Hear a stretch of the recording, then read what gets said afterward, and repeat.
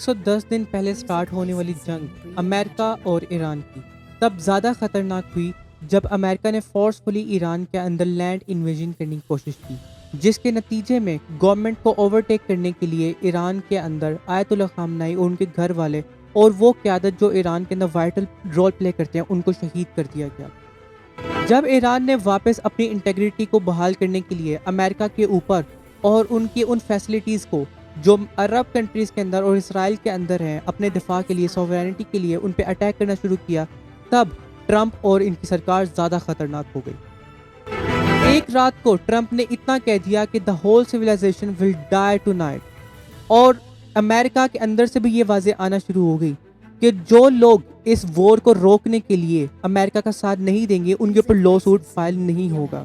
Opposition ने strong America की इस जंग को कंडेम किया, यहाँ तक कि मोहम्मद सफ़ा यूनाइटेड नेशंस ऑर्गेनाइजेशन में उन्होंने ये कह के अपना इस्तीफ़ा दे दिया कि वो वर्ल्ड वॉर 3 के अंदर हिस्सा नहीं ले सकते। इस खतरनाक जंग जो वर्ल्ड वॉर 3 का रुख इख्तियार कर रही थी और एक तरफ अमेरिका और उसके एलाइज अकेले पड़ रहे थे और दूसरी तरफ चाइना और उनका रजीम उठ रहा था, अमेरिका अकेला पड़ रहा था इस अजीम जंग को लड़ने के लिए, तो क्या ये जंग ऐसे हालात में कमज़ोर पड़ सकती थी और वर्ल्ड वॉर 3 से वापस आ सकती थी? और आज पीस ट्रीटी साइन की गई जिसके अंदर पाकिस्तान ने एक अपना इम्पोर्टेंट रोल प्ले किया इस्लामाबाद एकॉर्ड्स के नाम से। इसके अंदर कौन जीता? क्या ईरान जीता या अमेरिका जीता? इसकी एवेल्यूशन करना बहुत ज़रूरी है। आइए इसके बारे में जानें। वीडियो में आगे बढ़ने से पहले मेक श्योर कीजिएगा कि आपने वीडियो को लाइक किया हो, अपने दोस्तों के साथ शेयर किया हो और चैनल को सब्सक्राइब किया है, क्योंकि अगर आप हैं फैक्ट्स की तलाश में तो ये चैनल है आपके लिए। आए बढ़ते हैं अपने टॉपिक की तरफ। इस एक्सट्रीम वॉर को रुकवाने के लिए पाकिस्तान ने एक अहम मीडिएटर का रोल प्ले किया और इस्लामाबाद अकॉर्ड्स भी कंडक्ट करवाए। पाकिस्तान ने और इस्लामिक कंट्रीज़ के साथ मिलकर जैसे टर्की और कतर और कुवैत, इनके साथ मिलकर इस जंग को रुकवाने में अहम किरदार अदा किया। पाकिस्तान के प्राइम मिनिस्टर शहबाज शरीफ और field marshal general Asif Munir ने 12 जून को अपना बहुत इम्पोर्टेंट मैसेज अपने ट्विटर पर पोस्ट किया, जिसके अंदर उन्होंने बताया कि पाकिस्तान ने अहम कोशिशों के बाद अमेरिका और ईरान के अंदर एक ऐसा पॉइंट फाइंड आउट कर लिया जिसके अंदर ये दोनों एग्री कर गए हैं। ये खबर सुनने के बाद इंटरनेशनल मार्केट के अंदर स्टेबिलिटी आना शुरू हो गई और as for I speak right now crude oil की जो प्राइस है वो जहां पर पहले 120-115 पर बैरल को टच कर रही थी, अब वो सिर्फ तो सिर्फ 80 यूनाइटेड स्टेट्स डॉलर पर बैरल के ऊपर आके रिवॉल्व कर रही है। इतनी स्मूथ सिचुएशन अब डिफॉल्ट ड्राफ्ट के अंदर ये तय पाया according to the Reuters and United Nations के वो क्रेडिबल अदारे जैसे न्यूयॉर्क टाइम्स और सीबीसी और एबीसी न्यूज़, उन्होंने इस चीज़ को रिपोर्ट किया कि अमेरिका और ईरान एक ड्राफ्ट के ऊपर काम कर रहे हैं जो 19 जून को जिनीवा स्विट्जरलैंड के अंदर जाके साइन किया जाएगा। इससे पहले Donald Trump G7 summit countries के साथ भी डिस्कशंस में है कि इसको किस तरह लेके जाना चाहिए, लेकिन ईरान की कुछ इम्पोर्टेंट मीडिया आउटलेट्स ने इस चीज़ को रिपोर्ट किया कि अमेरिका इस चीज़ पर एग्री कर गया है कि वो 30 डेज के अंदर अपने ट्रूप्स को ईरान के इर्द गिर्द से विड्रॉ कर लेगा। इस बात को भी मेक श्योर किया गया है कि ईरान के ऊपर से हर तरह के सैंक्शंस को लेफ्ट ऑफ कर दिया जाएगा और ईरान के पास फुल अथॉरिटी होगी कि वो अपना ऑयल और अपने पेट्रोकेमिकल्स पूरी दुनिया में फ्रीली बेच सके। और तामीर नो के नाम से एक प्रोजेक्ट को इंट्रोड्यूस किया जाएगा जिसके बनिस्बत यूनाइटेड स्टेट्स और कुछ नेबरिंग कंट्रीज ईरान के अंदर $300 बिलियन की इन्वेस्टमेंट करेंगे, जिससे जो ईरान के अंदर इंस्टीट्यूशंस और बिल्डिंग डिस्ट्रॉय हुए हैं वो वापस रिवाइव हो सके। इस ड्राफ्ट में ये भी शामिल किया गया है कि ईरान के वो एसेट्स जिनको इंटरनेशनल मार्केट में सीज कर दिया गया है उनको भी ओपन किया जाएगा। जैसे ईरान के $24 बिलियन, इसमें से $12 बिलियन ईरान के अंदर बताया जाता है कि स्टक किए गए हैं और $6 बिलियन बताया गया है कि साउथ कोरिया के बैंक में है और $7 बिलियन इंडिया के बैंक में है, इनको भी रिलीज कर दिया जाएगा। और जब ये स्टार्ट होगा मरहला, $12 बिलियन एट द टेबल में ही डिस्कस कर दिए जाएंगे कि वो ईरान के अब हैं और जो बाकी एसेट्स होंगे वो 2 मंथ्स के अंदर रिलीज कर दिए जाएंगे।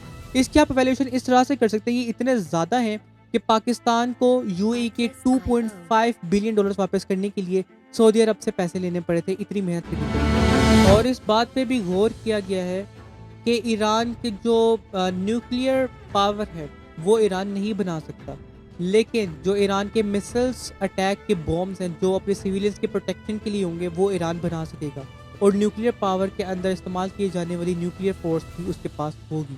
और ईरान इसके नज़रिए में 60 डेज के लिए अपना स्टेट ऑफ द हुर्मस को ओपन करने का प्रपोज भी कर चुका है, जब तक उसके न्यूक्लियर के ऊपर हतमी फैसला नहीं हो जाता।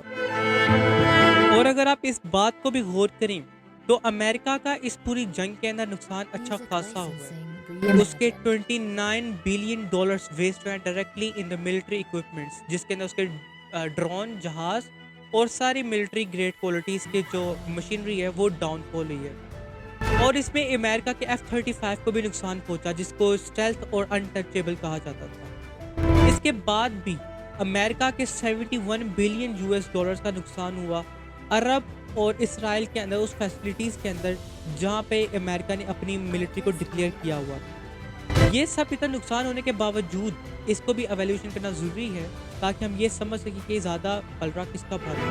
1971 में अमेरिका ने पेट्रो डॉलर को इंट्रोड्यूस किया था, जिसको गोल्ड से रिप्लेस किया था।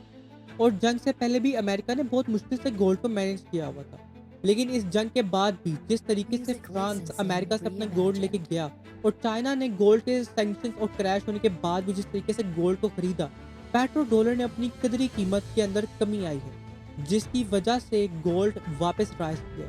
अमेरिका अगर गोल्ड को मैनेज करता है तो पेट्रोल ऊपर चला जाता है, अगर पेट्रोल को नीचे करता है तो गोल्ड ऊपर चला जाता है। तो अमेरिका के लिए ये भी एक सर दर्द बन चुका है। अभी एक ship state of the Hormuz से गुजरी जरूर है, लेकिन इंटरनेशनल मैरीटाइम ऑर्गेनाइजेशन के अकॉर्डिंग अभी भी 500 शिप्स वापस स्टक हैं, और उनको इस बात की हदायत की गई है कि वो तब तक ना गुजरे जब तक वो उन्हें नहीं कह देते, ताकि ईरान स्टेट ऑफ हुर्मस को क्लियर कर ले और सी लैंड माइंस जो उसने बचाई थी उसको क्लियर किया जाए ताकि कोई भी नुकसान ना हो। अगर आप इस जंग से पहले ग्लोबल इकोनॉमिक इंडिकेटर को देखें जो 2.9 की स्पीड से प्रोग्रेस कर रहा था, लेकिन अब वो 2.5 के ऊपर आ चुका है। और इसमें एक और मसला ये भी हुआ है कि यूरोपियन अलायंस का अमेरिका से डिस्टेंस बढ़ा है। जैसे आपने ट्रम्प की वो स्टेटमेंट्स तो देखी होंगी जिसमें वो कह रहे थे कि इनका ख्याल हमने रखा वरना ये लोग कब से तबाह हो जाते, और वो भी अपने आप को डिस्टेंस रख रहे थे कि वो अमेरिका के साथ इस जंग में हिस्सा ना ले। और वो उनकी कोशिश ये थी कि वो ईरान को 1 मिलियन, 2 मिलियन या 3 मिलियन डॉलर जितना भी ईरान उनसे डिमांड करता है वो दे के अपने जहाज वहाँ से सेफ और साउंड तरीके से गुजारे।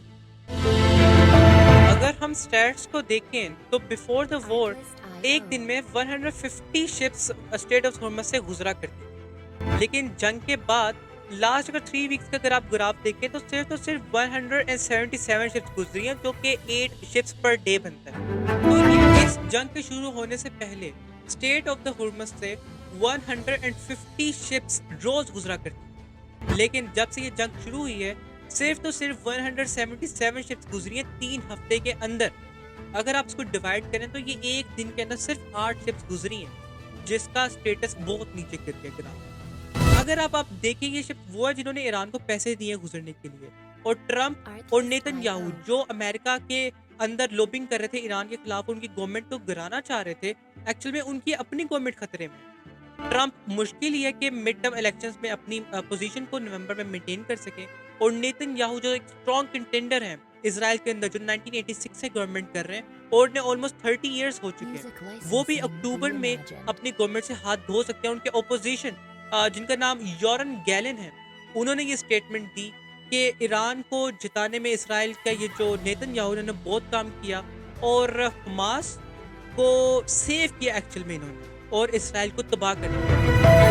दोस्तों अगर इस बात के ऊपर गौर किया जाए तो ईरान अपनी फुल पावर से ऑयल बेच सकेगा अगर ये पीस ट्रीटी साइन हो जाती है, जिसके अकॉर्डिंग कुछ एस्टिमेट्स स्टेटस इंडिकेटर्स ये बताते हैं कि Iran per month 5 billion US dollars gain कर सकता है, और अगर इसका साल के ऊपर निकाले तो ये 60 बिलियन यूएस डॉलर्स बनता है, और अगर पाकिस्तान के लोन की बात करें तो वो 52 बिलियन यूएस डॉलर्स है। यानी ईरान इतने पैसे गेन कर सकता है कि वो एक साल के अंदर ही पाकिस्तान जितना लोन भी अदा कर सकता है। यानी ईरान इतनी स्पीड से ग्रो कर रहा होगा कि वो सेकंड यूरोप भी बन सकता है, और पाकिस्तान से और अदर कंट्री से लाखों वर्कर्स ईरान में काम करने के लिए जाएंगे, जिसकी वजह से ईरान की इकोनॉमी एक बहुत अच्छे तरीके से बूस्ट करेगी। और आप देख सकते हैं जैसे कि वहाँ पे लिटरेसी रेट ऑलरेडी बहुत ज़्यादा है, तो बहुत चांसेस हैं कि ईरान इस वॉर के एंड होने के बाद अपने आप को कामयाबी से इस दुनिया में उजागर करें। लेकिन अब इसमें ट्रंप ने एक और बात भी की है कि अगर ईरान फ्लेक्सिबिलिटी नहीं दिखाता न्यूक्लियर बॉम्ब बनाने के हवाले से और अपनी यूरेनियम इन्रिचमेंट को नहीं रोकता, तो हम फिर अटैक्स करेंगे। तो अभी वो 60 डेज़ का टाइमलाइन दिया है दोनों कंट्रीज़ एक दूसरे को, और उसमें ये बैठ के फैसला करेंगे और बेहतरीन तरीके से, जिसमें G7 कंट्रीज़ और सब भी इंक्लूड होगा। तो अब देखने वाली बात ये है कि ये जहाँ तक बात इतने अच्छे तरीके से आ चुकी है, क्या इसराइल इसको खराब करने की कोशिश करेगा भी? लेकिन वो करेगा भी, लेकिन वर्ल्ड और ट्रंप इनके हक में नहीं अब जंग करना। तो ये नज़र तो यही आता है कि ईरान के लिए हालात बेहतर होंगे, और इंशाल्लाह हम उम्मीद करते हैं कि जिस तरह सिचुएशन अब बन चुकी है, इसी तरह ये चीज़ पीसफुल अगर एंड इस होगी। Peace thank you so treaty के मच। अंदर कोई नया मोड़ आता है तो आपको इस चैनल पे फ़ौरन अपडेट कर दिया जाएगा। So stay connected with us.